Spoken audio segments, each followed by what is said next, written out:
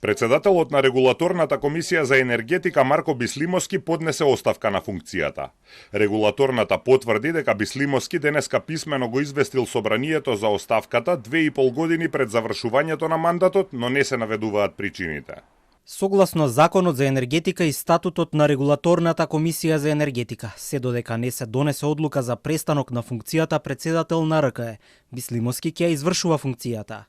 РКЕ ќе продолжи да функционира и да ги извршува надлежностите и обврските, кои ги има согласно Законот за енергетика.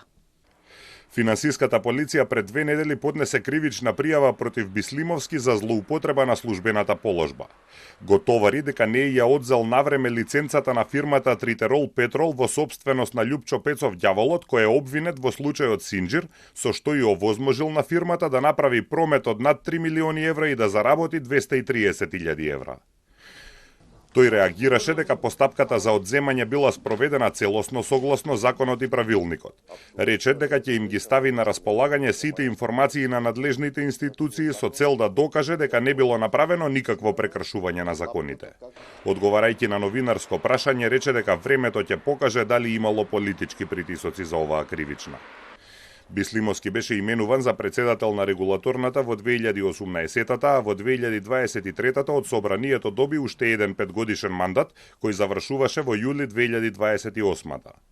Со новиот закон за енергетика од мај минатата година се отвори простор за председател и членови на регулаторната комисија да може да бидат именувани луѓе од управни и надзорни одбори на енергетските компании.